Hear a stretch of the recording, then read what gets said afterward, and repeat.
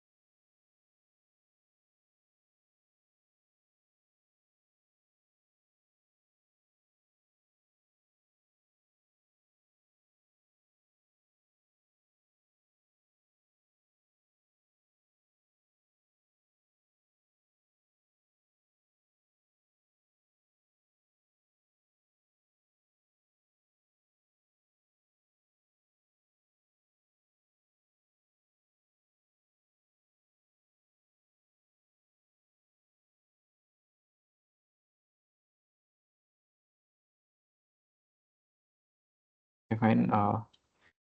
Let us begin. So, hello everyone. I am Suchit Prabhu, PhD scholar at IIT Delhi, working with Sumit Agarwal and Manik Verma on extreme classification. And so today,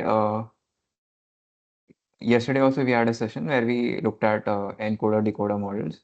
Okay, that was covered this week. And today I'm planning to cover self-attention and transformers.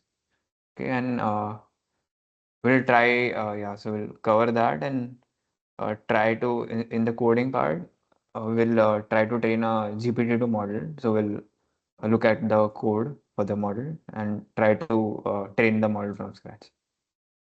Fine.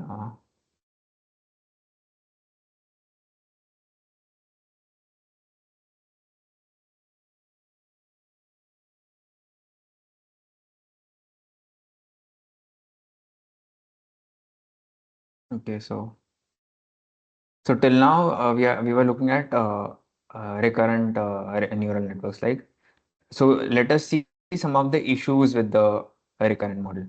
Okay, and that will lead us to transformer and self-attention. Fine. Uh, so one is RNN take O of n sequence step for distant word pairs to interact. Okay, suppose the sentence is the chef who, and then there are some words, and after that there is was doing something. So here the was and the chef are like related, but for these two words to interact, okay, to know that this was is for this chef.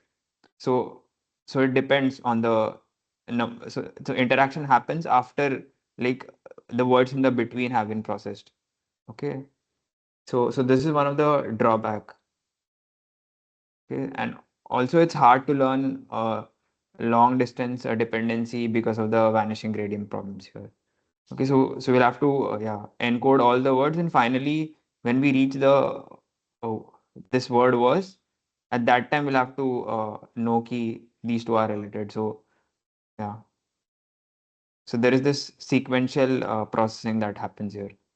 Okay, and this leads to the second problem as well, which is this is not parallelizable. Okay, so this is the second issue. Okay, forward pass and backward pass have O of length, sequence length, uh, O of sequence length, unparallelizable operations.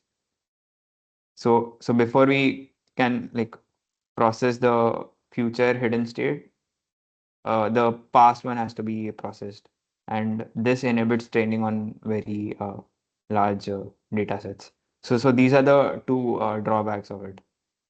Right? So one is yes, order of sequence length for the words to interact, and second is the it's not parallelizable. So we'll have to do the sequential processing, and in this so here in the image below, so you can see it's a two-layer RNN, and the the nodes have been, like, numbered according to the way in which processing has to be done. Fine. So the first 01 has to be processed, and only after that the one nodes can be processed in a two-layer RNN. Okay, so this is also a drawback of recurrent. And so what we'll do is we'll try to remove this recurrent relation which is present, and the way to replace it is with attention. Then we'll see what attention is, and this was, I think, covered in the encoder decoder model towards the end.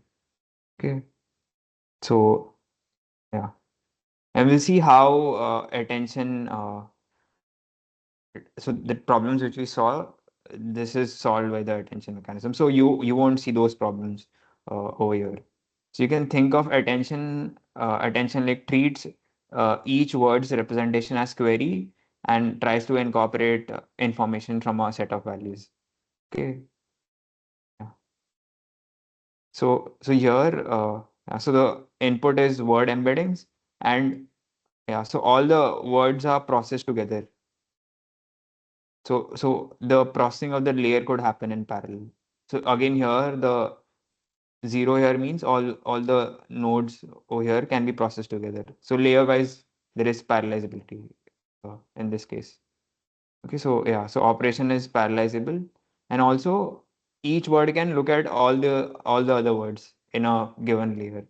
So they can interact like yeah. So maximum interaction distance is over one. Everyone can look at all of the words. So the problems which we're seeing in RNN, yeah, doesn't appear here. Okay. Now building on this, we'll see what self-attention is, and we'll look at a building block, okay, which is required to create a model using just a self-attention, and then uh, after that we'll look at the actual transformer models and what all ingredients are required for building that.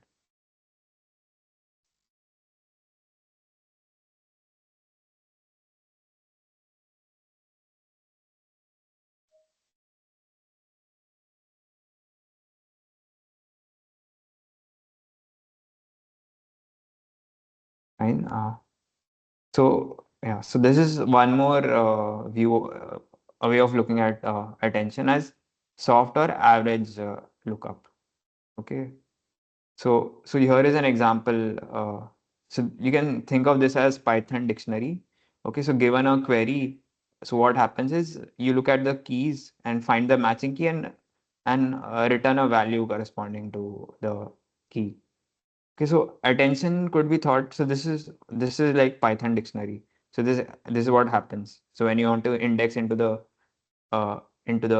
dictionary, you do this operation, and you get a output as the value corresponding to the query. Now, attention can be thought of as a soft version of it.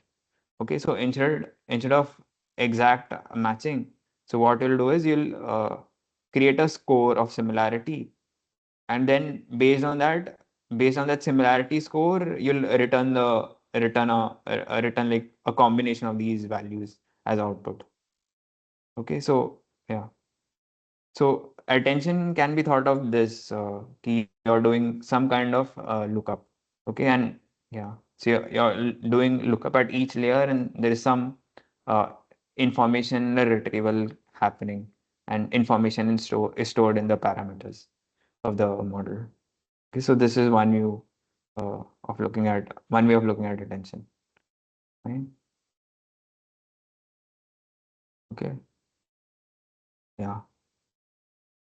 So when you compute this similarity, you get like the importance of each word for a given word. So here we are looking at so this graph, the bar plot shows the attention scores for this word learned. Okay. So importance of each of this word for this given word learned is computed by the attention scores. So this is an hypothetical example just to motivate what happens. Okay. So now this is the formal like definition of attention. So let us consider like n words. Okay. Sequence of words from the vocabulary V. You'll first for each word you'll get a corresponding vector from the embedding matrix. Okay, so XI are word embedding corresponding to each of these n words. Okay, so first what we'll do is is transform the transform each word embedding with this weight matrix. So this is query weight matrix, key and value weight matrix. So you'll transform. So so so xi is the same. So in self attention, okay. We'll look at cross attention as well later, but yeah. So you will first do this matrix multiplication, and you'll get this que- query key and value triplet. Okay, and then you'll the second step in self attention is you'll so this is done for so we're looking at like how a given word is processed. So first, for a given word, you will get its corresponding matrix from the corresponding vector from the embedding matrix, and then multiply this word vector with the query key and value matrix. So with that, you'll get query key and value for this given word, and then you'll compute this dot product to get similarity to compute similarity between uh, given query and all the keys. Okay, and take a softmax of it to get the importance, and then finally take a weighted combination to get the final output for this given query QI. So is this clear to everyone? So we'll look at how to implement this. So here we have just looked at one word, but so when we implement this, we'll have to do like batched self-attention. So we'll be processing all the words together. Yeah, so we'll do like there'll be two matrix multiplications here. So we'll look at it, look how to do that later. But is the self-attention formulation clear?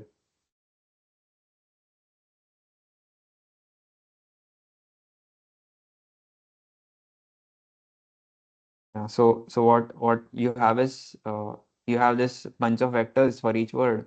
So you will first step is to multiply with the key query key and value matrices, and then compute this softmax. Okay, so it's just like the lookup that we saw before. So remember this figure when you see that.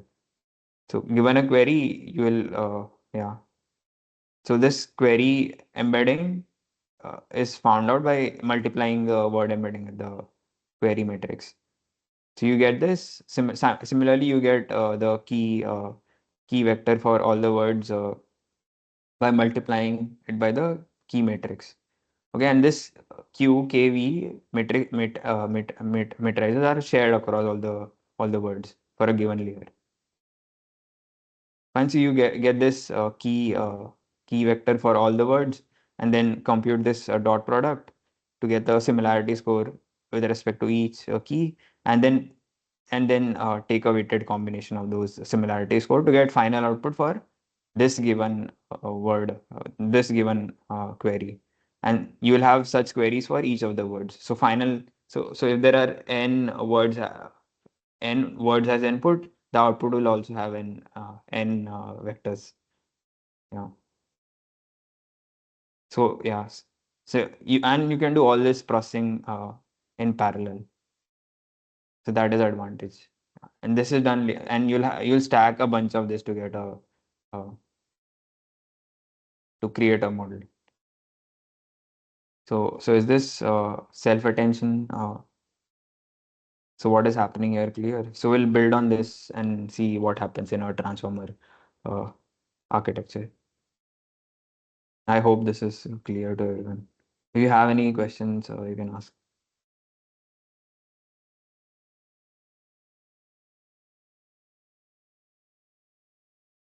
Fine.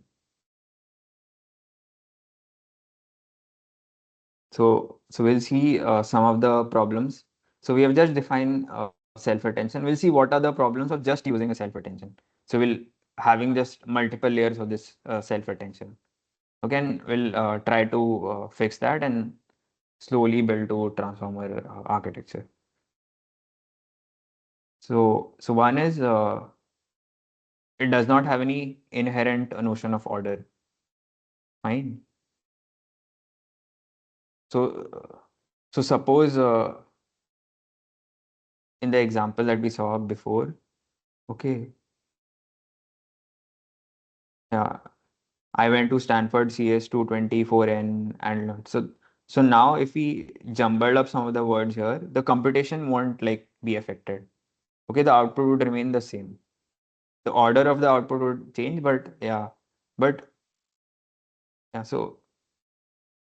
but in a natural language, you see, if the order of if the words are jumbled, the meaning like won't remain the same, right? Suppose the suppose there is a sentence called uh, Ram wants apple and apple wants Ram. So these two are have different meanings, right? Uh, so one is not a correct sentence.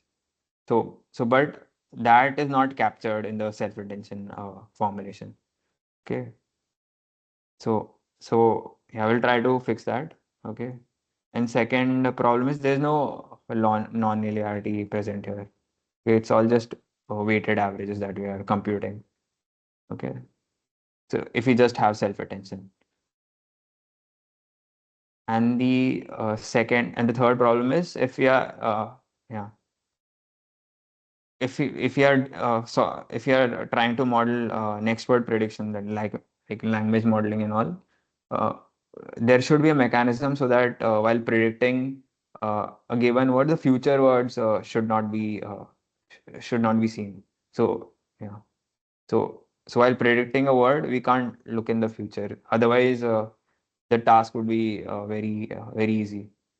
Okay, and the model won't learn anything useful. So we'll see how to solve all these three tasks, all the three problems. Okay. So first one is fixing the sequence order. So what we'll do is so we'll have like a position embedding for each of the position. Okay, so suppose uh, there are n positions. We'll have like a vector corresponding to each of the position, and before feeding the word embeddings into this uh, self-attention architecture, we'll add these position vectors and then feed it to the network. Okay, so the hope is that model somehow learns uh, the importance of a position or tries to capture the position information in this p vector. And there are different ways of initializing this position vector. So one is it could be absolute, like absolute. It could be absolute position, like we could use sinusoids to initialize this, or this could be again vectors which are learned from scratch. Okay. And so adding position embeddings fixes the se sequence issue, order issue, sequence order issue. And so any questions? So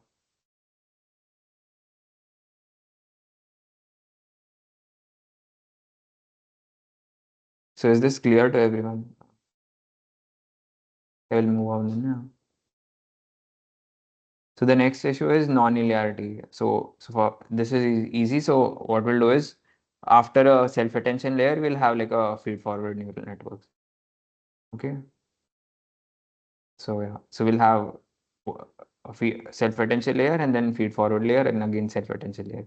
And these this feed-forward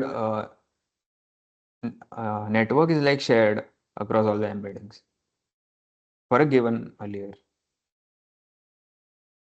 And the last thing that we had, so for that we'll use masked attention. Okay. So once we have computed the attention scores. Okay, so we'll replace the future attention scores of the future words with minus infinity, so that yeah, the final output that we get, there's no contribution from the future words. Okay, so we'll compute the uh, attention scores and then yeah, mask it out so that yeah, there's no contribution. So this is how the third issue is resolved. And while predicting this word, we'll not look at the future words. So if we are doing the language modeling task or machine translation.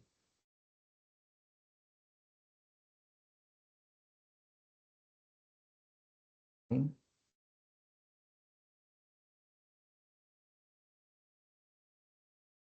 So once we have all this, we have like a basic building block. Okay. This is not the exact transformer architecture. Okay, we'll see. So there are other ingredients as well to make a trainer easier to train. But yeah, so what we have till now is self-attention. So if this is a language model task, then we'll use masked self-attention. We have a position embedding to solve the sequence order issue. And then non-linearity is also added, so that we'll just have a fully connected layer after the self-attention block. Yeah, and third is the masking. Yeah. So this is like the building block required. Okay. And now for the transform architecture, there are additional things that we'll have to introduce. Okay, and next we'll see what those components are. So any questions till now?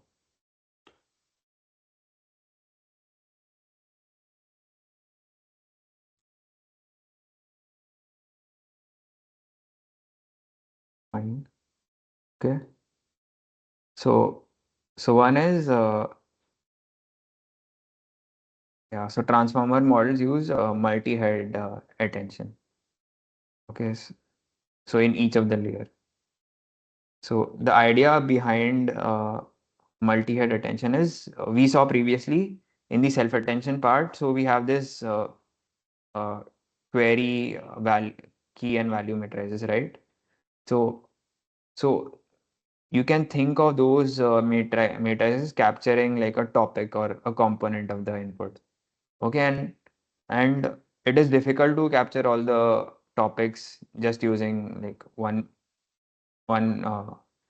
matrix, right? So what we'll do is we'll have the self attention. So we'll have multiple matrices, multiple Q matrices and key matrices and value matrices at each layer, and we'll have this self attention being computed in parallel using all those matrices. Okay. So you can think of attention head attends to entities, and the second head could attend to syntactic relevant words, capturing like different properties of the input. Okay. So multi-head attention is nothing but the self attention that we saw happening in parallel at a given layer. Okay.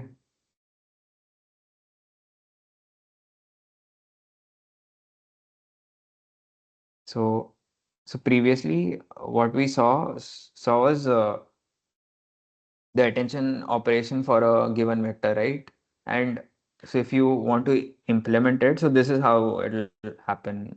So using just a matrix. So there, if you implement it that way, you'll have to do a for loop. So here is how you can do using matrices. So yeah, so X is the input. Okay. So X is like all the word vectors stacked together. Okay, for the given. Suppose so there are words W1 to Wn. So word embedding for all those are stacked together, and we get this matrix X, and directly we can multiply it with Q matrix. Okay.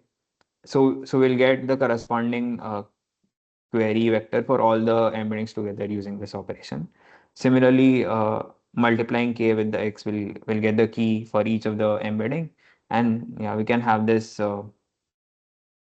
yeah, to get the attention scores in one shot for all the vectors. Okay, so then softmax can be computed, and then we'll get the final value. So here, given n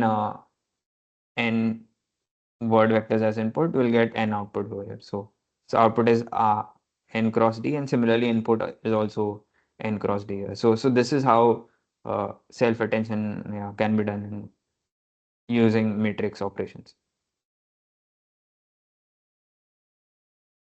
And yeah, so we'll now see how similarly how multi-head attention can be done using this matrix operation in one shot.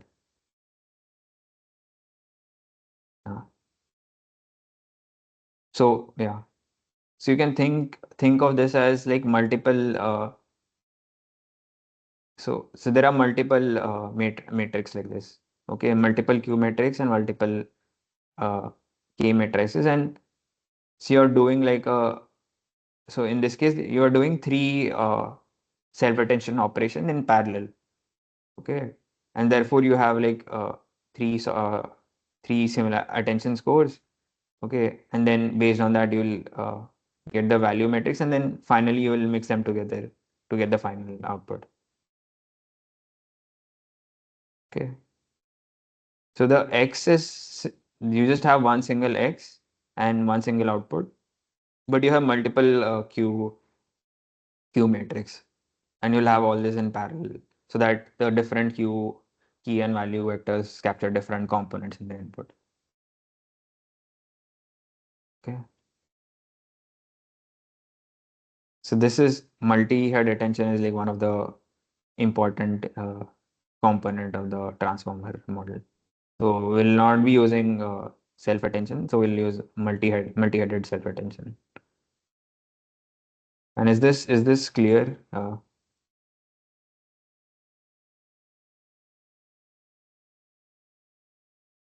it's important if you understand, like to understand this, because we'll see this like how to implement this in code later.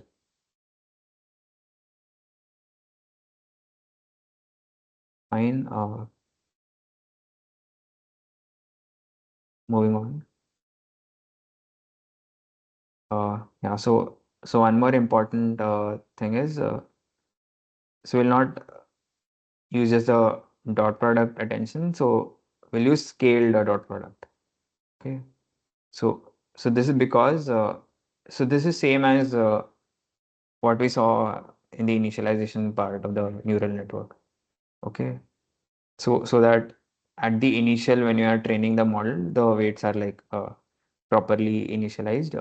We'll be doing this. Okay. So when the dimensionality, so we'll just scale. So what we are previously doing for computing self-attention, we were doing this, right?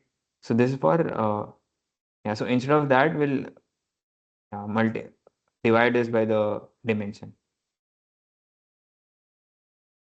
Okay.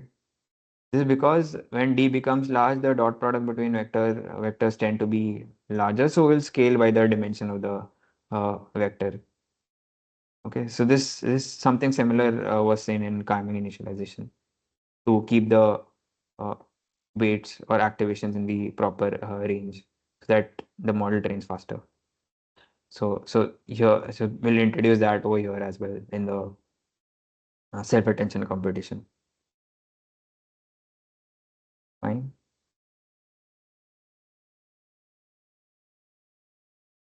Okay, the next component is residual connections. Okay, yeah. So this helps the model train faster. And yeah, instead of so we'll see what residual connection is. So instead of so here x is the input and xi minus one and xi is the output. So instead of this, in the residual connection, you'll just add the input as well, and you'll so what you're learning here is called the residual. Okay, from the previous layer. And because you're doing this addition, the gradients can flow directly here. Okay, so you'll not have that vanishing gradient issue here. Something similar was done in LSTM as well, because of which the gradients are flowing. So there's something, yeah. And we had seen this in ResNet as well. And so this is there, and the next part is the layer normalization. Okay. So you'll normalize along each vector after the self attention. So what happens is layer normalization helps cut down uninformative variation in the hidden vector values by normalizing to unit mean and standard deviation within each layer. Okay. Yeah, so this was introduced for the same reason, to keep the activation in the proper range so that training is faster.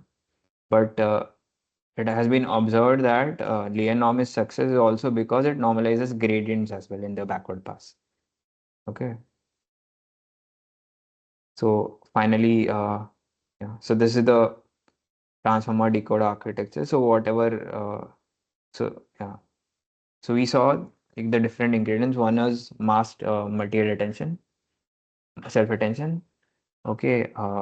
Residual connection and layer norm. So these are the three additions over the uh, previous self-attention building block that we saw. And yeah, adding all this, we get this transformer architecture finally. So yeah, so you have self-attention, this residual connection and layer norm, feed-forward network, and again this residual connection norm. So this is like a block of transformer, and you'll have like multiple blocks like this, and then finally there'll be a linear layer, and you'll train the model the given task. Now, this is for transformer decoder. You'll have this master attention because you don't want to look into future if you're doing language modeling or machine translation. But if you have an encoder, the only difference would be you'll replace this masked multi-head attention with normal multi-head attention. Okay, so if this is an encoder. So this is again an encoder decoder model. Fine, so yeah.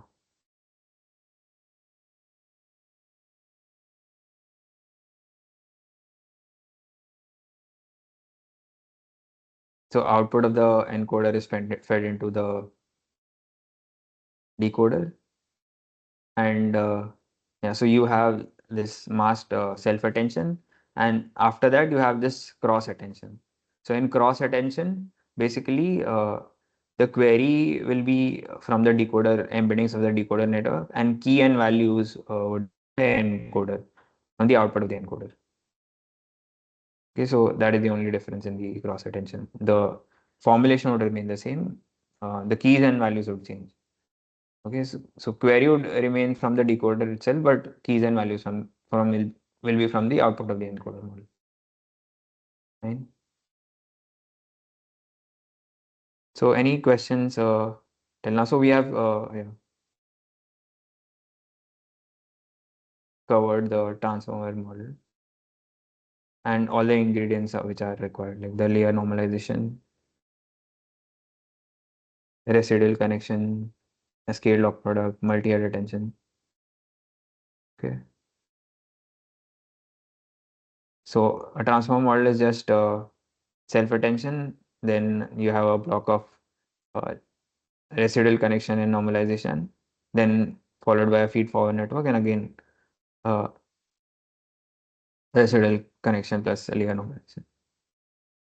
So this, yeah, this constitutes a transformer block, and you have multiple blocks like this.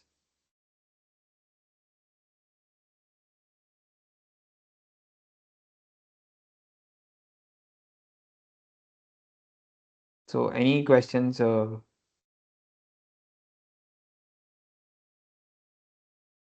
regarding this? Because after this, we'll try to like see, try to implement GPT-2 from scratch.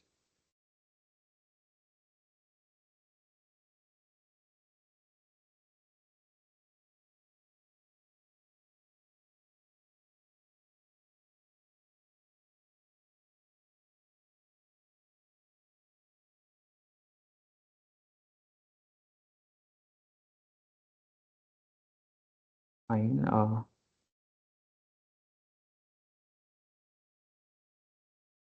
Yeah. So first, what we'll do is we'll use the Hugging Face library itself, the transformer library, and we'll try to use that. Yeah, download the pre-trained model and see, look at its position embeddings and how the architecture is. Uh, what are the different attributes of the model in the model class? Okay, and we'll look at few of the generations of this model. And then after that, what we'll do is we'll create our own class and try to replicate uh, the Hugging Face architecture.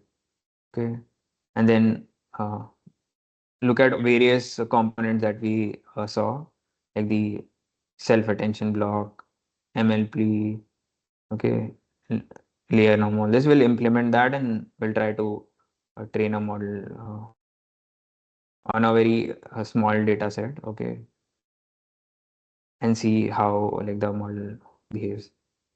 And so we'll look at its generation before training and then after training as well. Yeah. So, so before moving on to this, let's take a break for 5 minutes and then we'll start with this. So,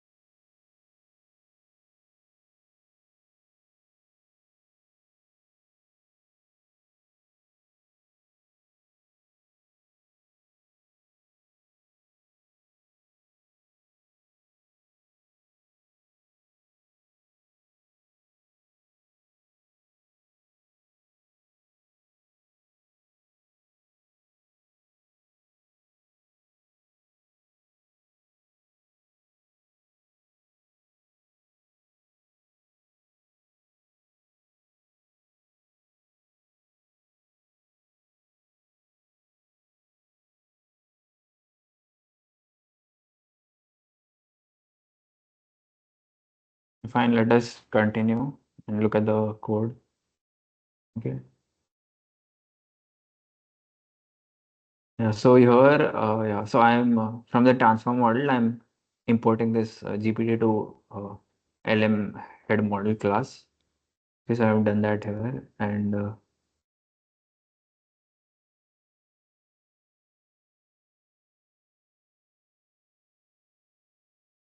so if you look at this, you'll so this is how it's implemented. Okay, so here you have the word embeddings.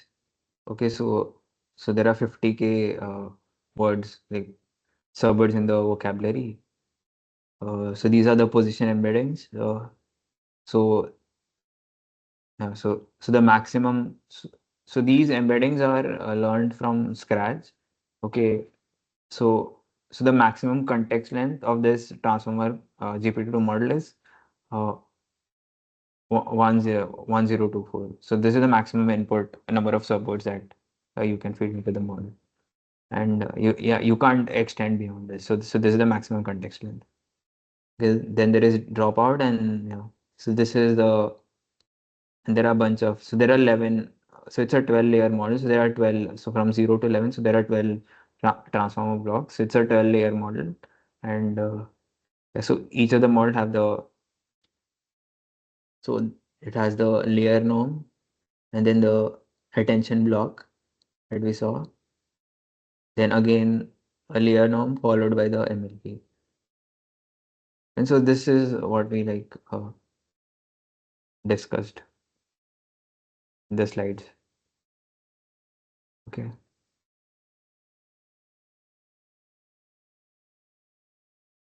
So when you do model dot state dict, it gives you a dict of it gives you a dictionary with all the parameters of the model with its name as well. You look at it.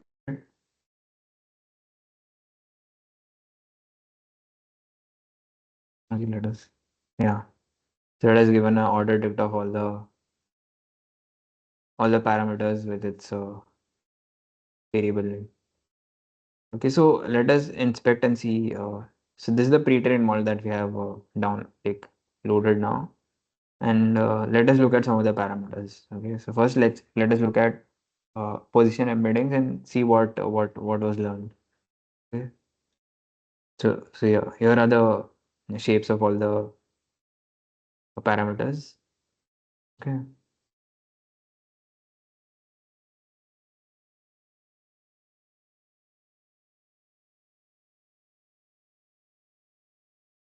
so I'm taking the position embedding and yeah, displaying it as a image now, and this is how it looks like. Okay. Now, this is not that informative. So what this position embedding encodes is information about the position, right? So we'll have there so each vector somehow tries to distinguish between the different positions. Okay, let's see. So here it's not clear. So if we look at one of the columns, it it'll be clear. Yeah. So here I am displaying the 150th column, 200 and 250, column number 250. And you can see it has learned this sinusoidal curve to distinguish the different positions. Okay.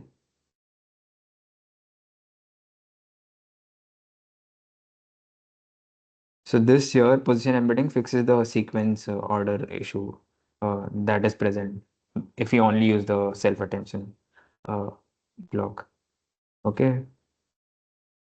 Now in GPT, this so the vectors were learned from scratch, but there are other methods as well to do that. Okay.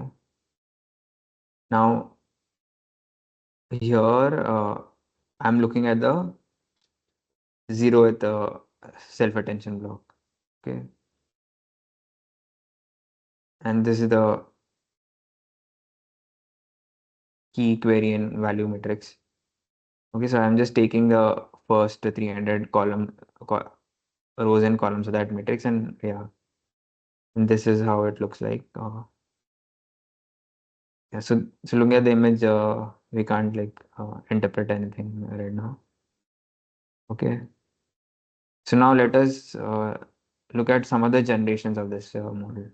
Okay, so this is how you can do that.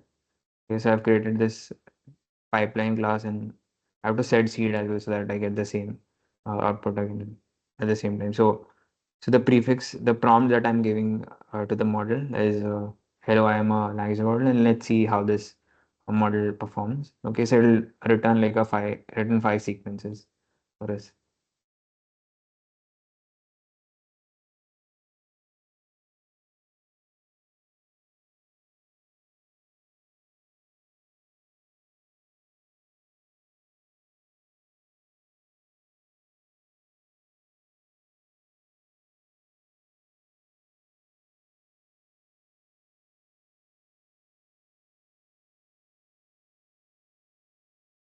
Yeah.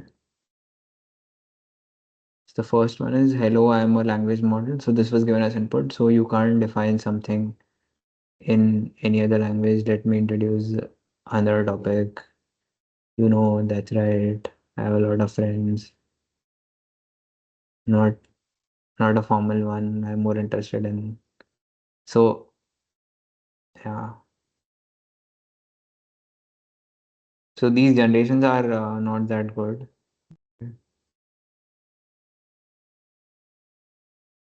And also this GPT model is a very small model. So yeah.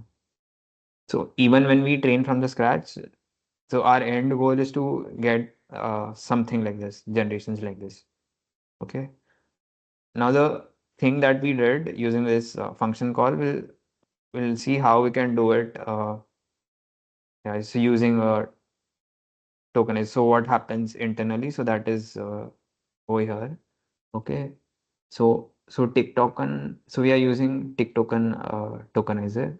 So this is by OpenAI. So all the OpenAI models use this tokenizer. Okay. ChatGPT and all. So yeah. So you can look at it. So we'll be using the same because we are using GPT-2 model from OpenAI. So we'll use this library to tokenize the input. Okay, so what I'm doing here is I'm taking this prompt, okay, the input, uh, and yeah, calling this tick token tokenizer to encode this input. So what we'll have after this is bunch of integers. Okay. So then yeah, I'll have to pass this through the model to get the logits, and from that, okay, so once we have the token, we can pass it through the model. Okay, so that I'm doing here, getting the logits. Okay, and I just want the logits for the last token so that I can predict the next token. Okay, so I'll take the softmax of this logits and then yeah, sample from it, and that will be, so I'm taking top 50 and then sampling from top 50, and this will be my next token. Okay, and I'm just adding those tokens to get the sentences together. So this is how you will sample from the language model. And then later here, I'm just printing out all those sentences. Let's see. Yeah, so this is how you'll generate sentences, or this is the generation pipeline from the. So if once the model is trained, we'll use code like this to first to encode the prompt, okay, and then we'll iteratively generate sentences from it. So this is called autoregressive generation. So we'll have to generate one token at a time. Okay.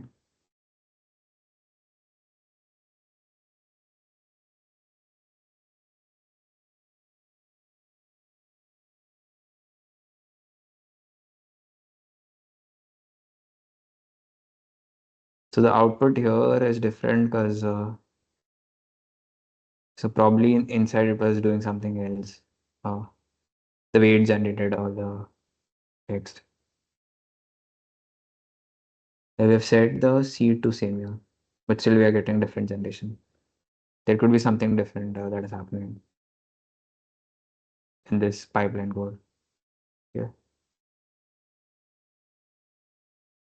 I'm a language model, not a program. And so this is the, so once we train the model to look at the generation, yeah, something this could be done. So this is how we'll sample sentences from the language model. Okay, so next is yeah. So this we saw everything in a pre-trained model, right? So now let us see the model architecture in more detail, and this is the data set we'll be using to train our model from scratch. Fine. And let us look at some of the sentences in this text. Okay. So this is like a Shakespearean text. Okay. And again, we'll be using tick token tokenizer to tokenize the text, and this is how you can tokenize it. We saw this over here as well. So you'll call this encode function, and it'll give you the tokens corresponding to the input text. Okay, and because our task is so so GPT is just a decoder only model, and the task is it's a language model. So we'll be doing next token prediction, and the way we'll be creating the XY pairs is so we'll correct collect so the task is given like a sentence, uh, given like a prefix. The task is to predict the next token, right? So this is how we'll create the XY pairs. Okay, so we'll take a take a take a bunch of tokens, okay, and then yeah, so we'll reshape it like this. So given yeah, so this is how the input output would look like. So these are the XY pairs. Okay, so you can see given this X is just a shifted version of this. Okay, so given this token, the task is to predict the next word, so which is over here. So this will be the Y for this given point. Similarly, given these two tokens, the task is to predict 25. So this is the label for that. And similarly, given this four tokens, the task is to predict the next, which is 840, 8421. So that will be the label for the for this example. So we'll have like multiple example like this, and yeah, and so these are the different batches. So this is how the training will happen. So we had seen something similar previously as well when we were doing character level language modeling. Okay, so the same thing we are doing here with words. Okay, subwords basically. So there we had our vocabulary was just characters, and here it's subword. Because yeah, we want to replicate exactly how the GPT-2 was trained. So yeah, so we'll be using the same tokenizer, which is the tick token tokenizer, and the batch creation process is exactly same what we did there. I think this should be clear to all of them ki how why we are creating XY pairs like this, right?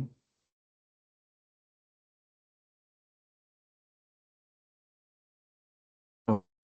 Also, in this GPT-2 model, the input word embedding and the final last language model head, those two are tied. That means the weight matrix is shared between the two. Okay. So if we see at each entry of the tensor, all the entries are same, just to verify ki those two weights are tied. And if you look at the uh, tenses as well, you can see the address is the same. So this is how you can verify if the tensor is actually like shared between the two. They're not copies of the two, but exactly the same one being shared using this data PTR. Fine.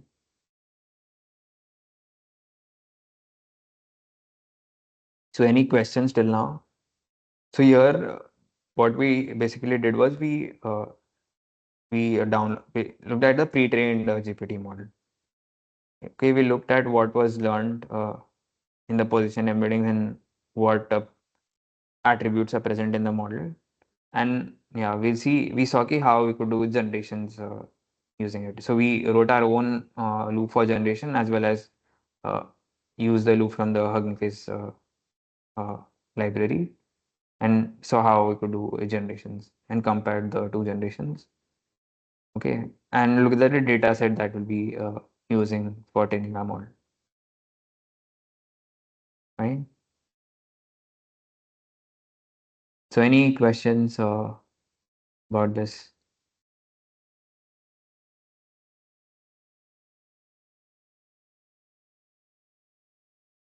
So now next what we'll do is we'll look at the code for the GPT-2 model, the exact architecture, and we'll see the same different components that we saw in the slides.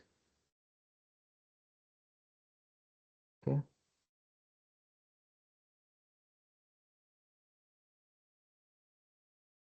Uh, So here are some of the libraries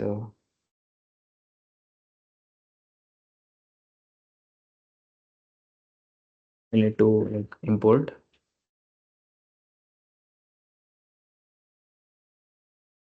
And here I have defined the configuration of the GPT model.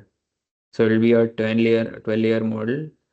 There'll be 12 attention heads, okay, in the multi-head attention, and the embedding dimension would be 768. Okay, vocabulary is same. Zero,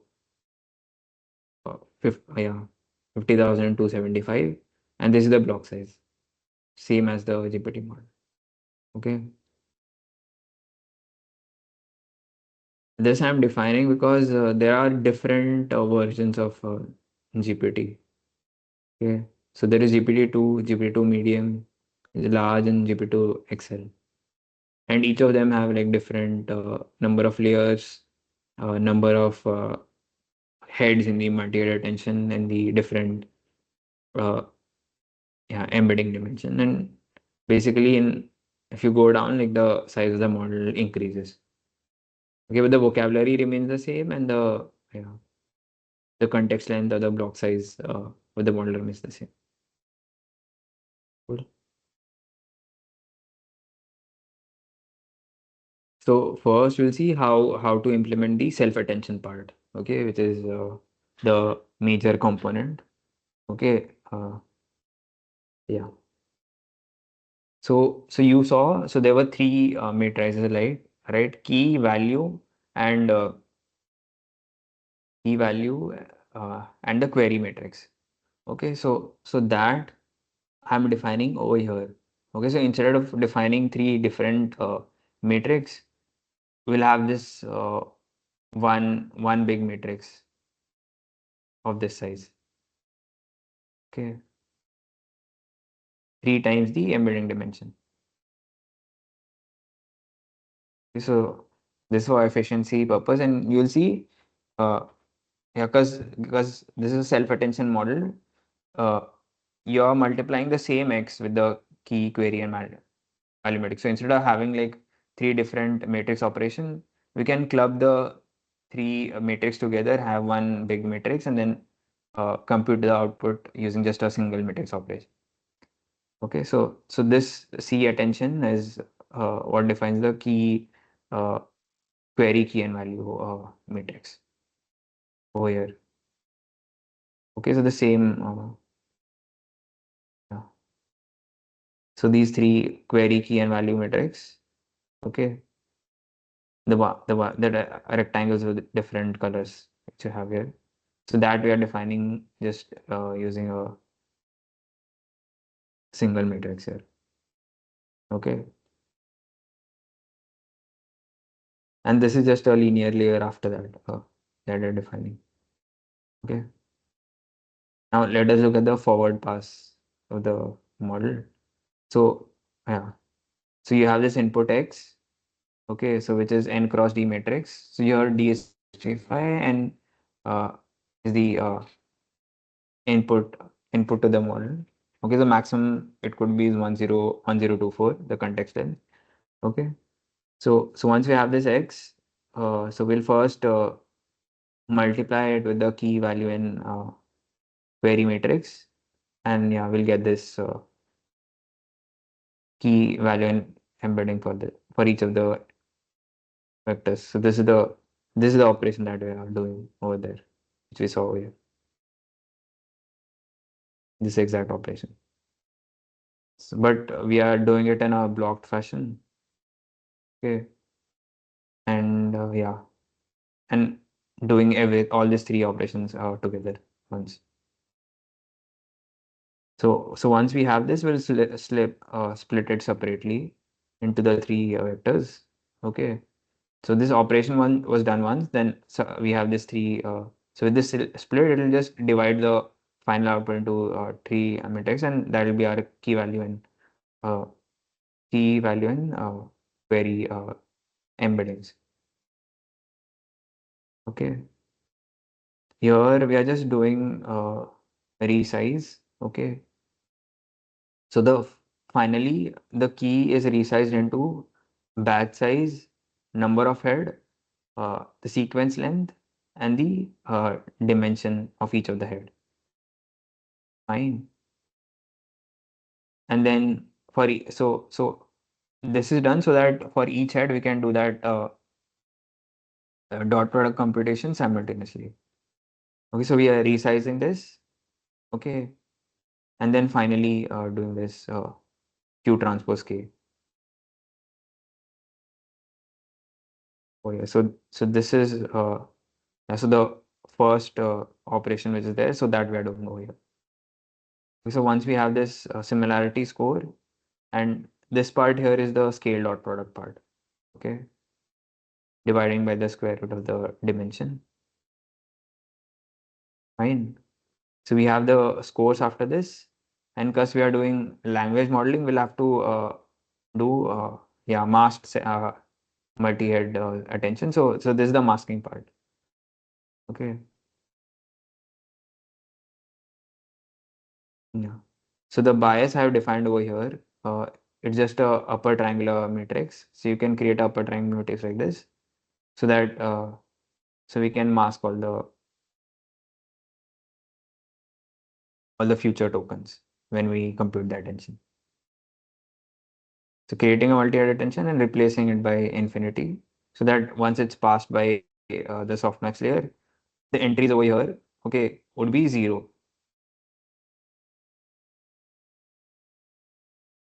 So when we finally take this final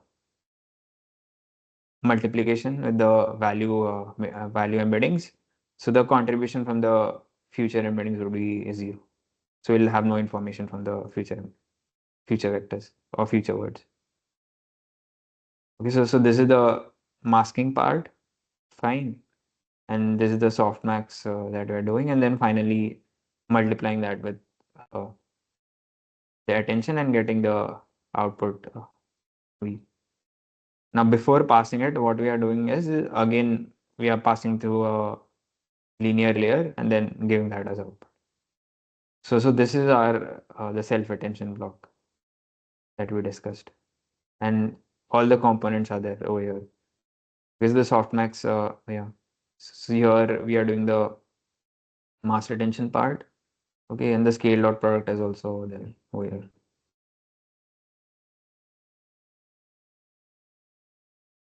So is this clear to everyone? If you look at the code in the Hugging Face library, you will see exactly something similar is done inside. Okay. So you can look at the code as well. So here we had imported. Okay.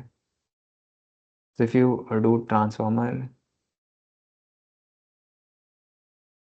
dot file,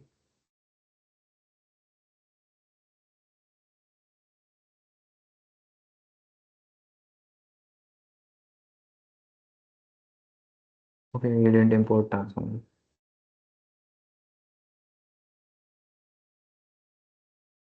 So it will give you the exact location where the library is installed. Okay.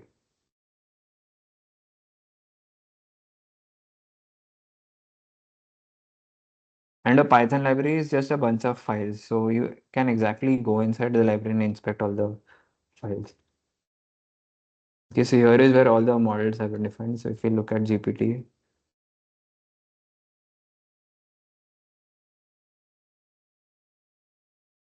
so here is where the GPT-2 is defined.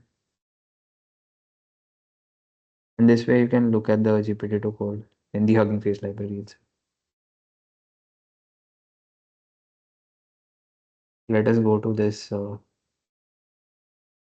GPT-2 here.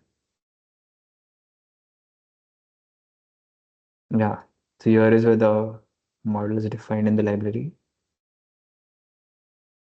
Okay. So this way you can look at the actual code inside as well. And here you can look, there is a transformer. Transformer is just GPT model. If we'll go to that,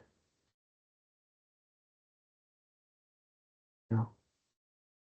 So here you can see this is here you can see the GPT block. So inside the model there is block, and this is where the block is defined, and GPT attention is defined over here. Okay.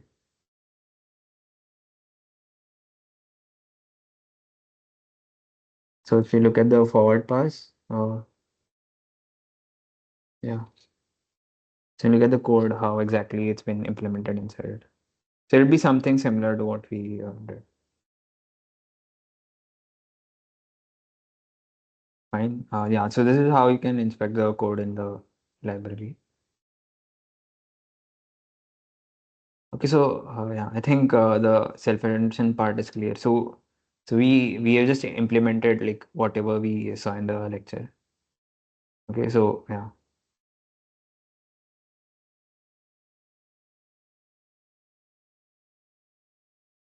Fine. So yeah. Let us look at this as well. So we have now implemented the masked multi-head attention block. So so next what we'll have to do is we'll need this feed forward block as well, and then layer norm followed by this residual connection. So we'll do first we'll look at this feed forward block.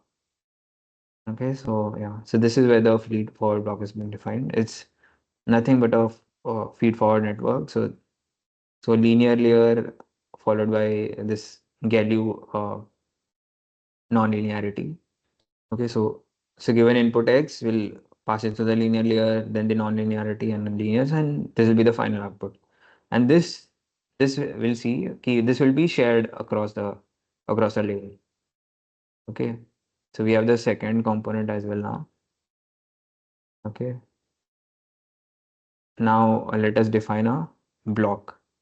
Okay, which will be masked attention followed by this uh, residual connection with layer norm and this. So yeah, so here I'm defining the two layer norms. Fine. And the multi-head attention block over here. Okay, and the MLP block over here. And this is how the forward pass will look like. So we'll pass the X through the layer norm. Okay. Then through the attention block. So here the norm was after the attention, but yeah, so we are doing it before passing it through the network. I think in a recent architecture, the layer norm is shifted before, I guess. Yeah, and here is the residual connection that we saw.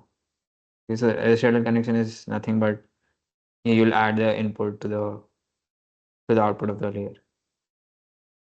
that we are doing here, and this is how the block is defined. Okay, so yeah, so I've implemented the block part of the transformer till now. Okay, so after that we'll have to have like a bunch of blocks like this, and we'll get the GPT model. So that is so the block is defined now, and using this blocks we'll define the transformer architecture, and here is the code for that. Okay, so it's just building on this blocks that we have, module that we have defined till now. These three modules. Fine. So yeah. So here is the transformer model. Okay. So we'll have word embedding. Okay, which is learned from scratch. Again, we'll need position embedding as well. Uh, so that to incorporate the sequence order information. And then depending on the number of layer, we'll have a list of blocks which we define a list of blocks like this, transformer blocks. Okay, and this is the final layer norm.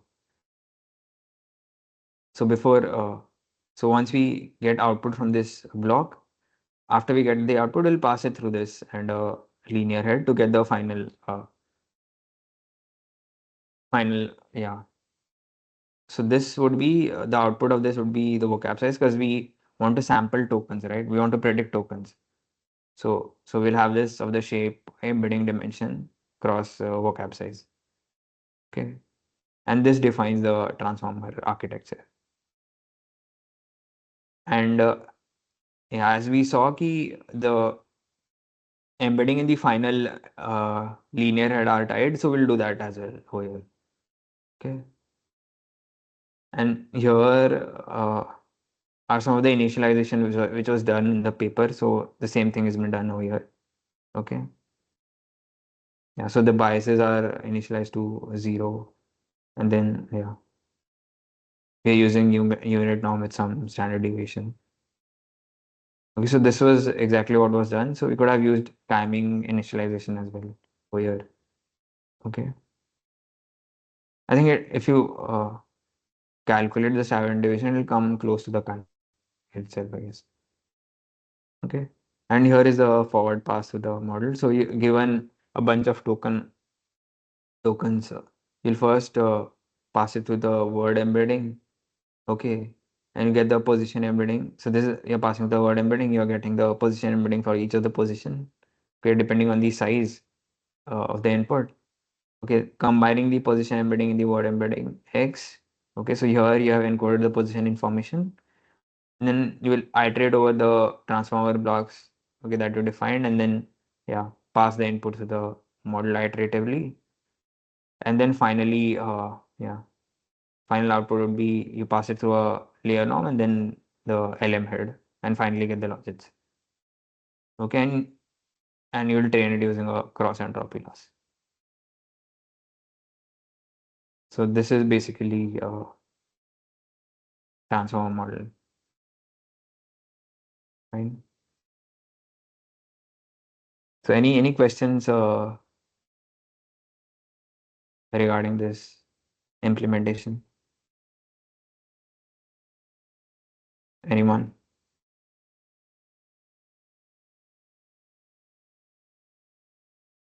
So looked at the actual code of GPT-2 now.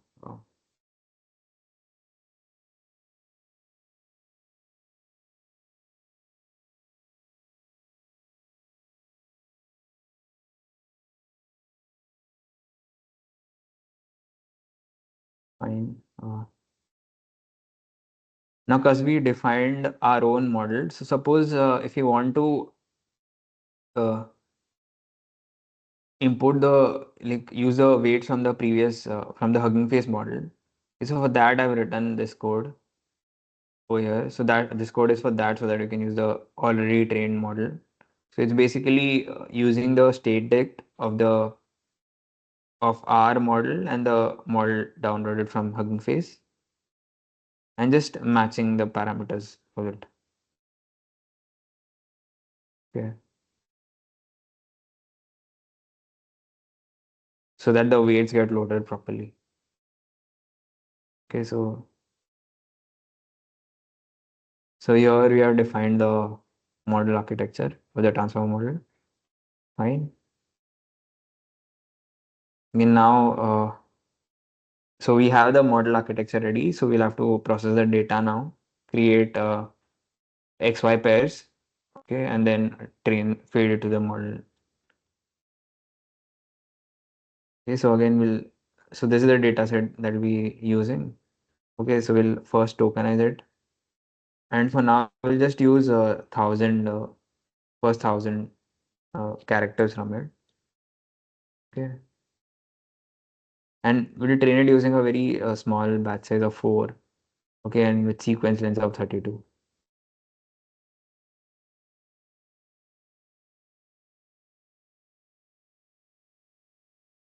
Okay, so here is a data loader that I've constructed. It just reads the text, tokenizes it. Okay, let's see. This is how the XY pair will look like. It's the same we saw in the previous number. Okay, so each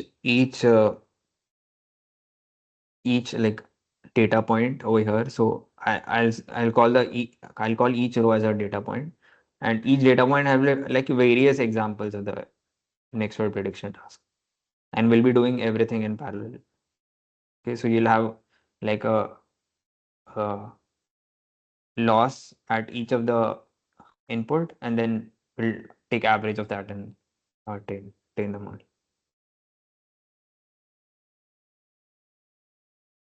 And so yeah, so in the data loader, it just reads the text, tokenizes it, everything using this tick tokenizer. Okay, and then yeah, so the way we are creating the XY a batch is yeah, just taking a indexing into the tokens. Okay, and then creating depending on the batch size and the sequence length. Okay, this is important so that yeah, so indexing here from starting to n minus one and here from one to n, because we want to predict the next token in the y. Yeah, so our label should be the next tokens to predict, and this will return like two matrices. One is for x and one is for the target y. Okay, so this is the data set. This is data loader because yeah, okay, yeah. This directly returns a batch of xy. Okay. So we have the data loader ready. The model is also ready. We just have to now yeah, write the training loop and yeah, pick a optimizer. So here I'm defining the training data loader. Okay, so we'll have batches of 8 and the context length as 1024. Okay, we'll be using Adam W optimizer, and here are the parameters of it. Learning rate of 3 minus 4. Here are the beta values and the epsilon values. And I've just written a very so this we have seen a lot of times now in the session, in previous sessions as well. So yeah, so before training, okay, let me look at some of the generations and compare it after. So it won't be that good because we are just training it for 50 epochs, but there should be some improvements. Let's see. Right.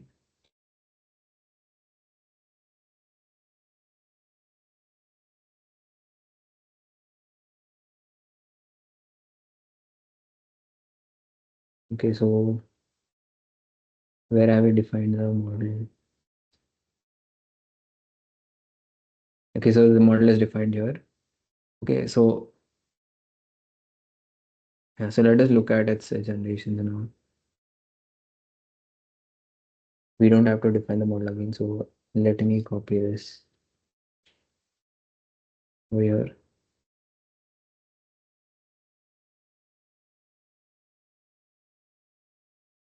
We'll put the model in eval mode. Okay, and let us generate like 5 sequences and use the same text. Hello, I'm a language model. Again, using the same code which we used in the previous one for generation. Okay, so we'll generate each token auto-regressively from this randomly initialized GPT model.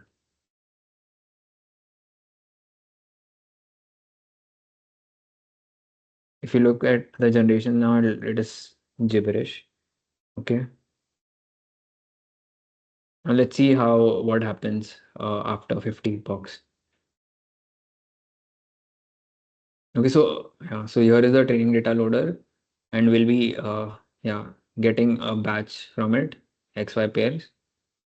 Okay, passing it to the model, getting the loss, doing a backward pass. Yeah, also doing this gradient clipping over here. Okay, and then yeah, taking a step.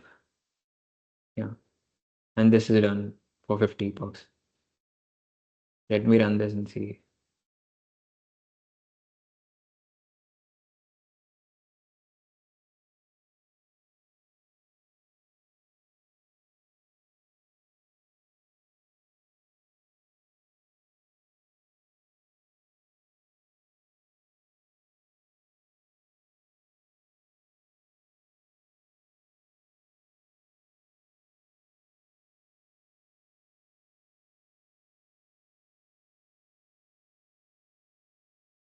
Yeah, as you can see, the loss is decreasing, so it's learning something.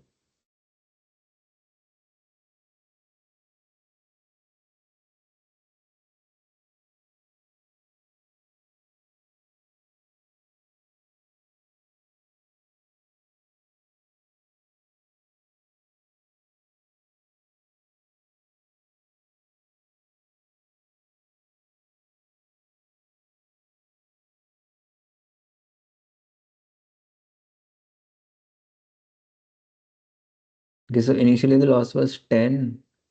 It has gone down till 5 now. Let's see how its generations have changed. Okay, so we'll put that model in eval mode. Okay, this is going to be the same.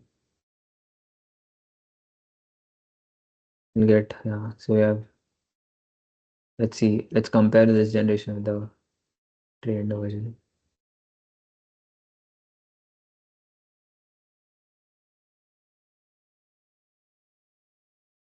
Yeah, you can see, yeah, it's better than this. Okay, so it's not random. So it is trying to like mimic the Shakespearean language. So when we looked at the input text, okay, it was somewhat similar to this. So it is learning something. Okay, so now we have just trained it for 50 epochs. If we had trained for more epochs, it would have done like a better job now. But this looks like the input that we saw. So let us look at the input again. The input training text. So it was just a Shakespearean. So yeah. So let us look at the 1,000 character from the data set. Look, it was in this format. Okay. Yeah. The character and what it spoke. So it's trying to mimic this the way a play is written. So it's trying to mimic that format. So yeah, it is not that yeah. Trying to mimic that, but it has the completion of this hello is not correct, right? So yeah, so it is trying to so mimic this training text, but the completion is wrong because we just gave it as hello. I think in the data set it did not have this. That's why it produced this. But yeah, it is trying to mimic the training data. Yeah, so yeah, so if we train it for more epoch, so the data set that we used was uh, like a toy data set. Okay, so instead, if we use like a data set from the internet, like uh, Common Core or something, so we might like we could have reproduced the GPT exactly. Okay, so the model architecture would be the same, and also the Chat GPT model and all. So it's based on this only, but trained with a lot more parameters and a lot of engineering is done to train such a large model with like billions of parameters. But the architecture remains the same. Okay, so it's just self-attention forward followed by a linear feed-forward layer, and you have this layer norm and residual connections. Okay, yeah. So yeah, so we have trained GPT to model from scratch in this lecture. So any questions till now?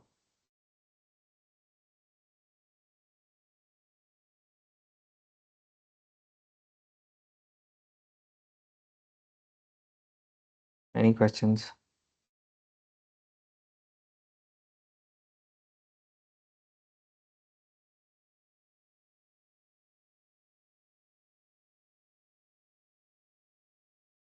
So questions regarding whatever we covered in this lecture.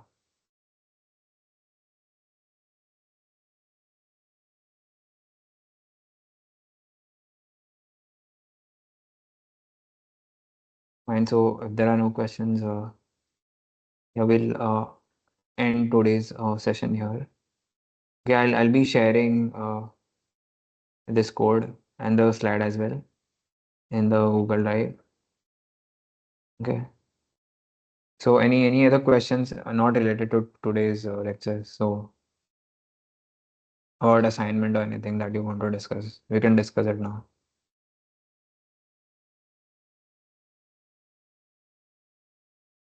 Hello, sir. So Will hi. you provide the answers of MCQ that you have covered yesterday? Okay. Yeah. So you want the answers as well, right? Okay. So I'll share the slides and yeah, Yes. I'll fine. I'll I'll yeah write the answers as well in the slide. Fine, I'll do that yeah, after this. Actually, sir, the slide you have shared, na, in that Uh, there is no answers. Means okay, that okay, only questions are right. okay, fine. So yeah, I'll give answers as well with the slides. Yeah, I'll do that. Do you want me to do that for all the lectures, or just for yesterday's one?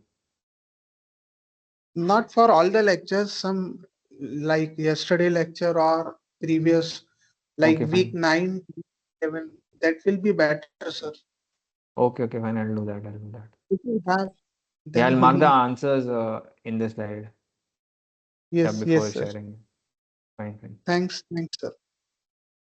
Fine. So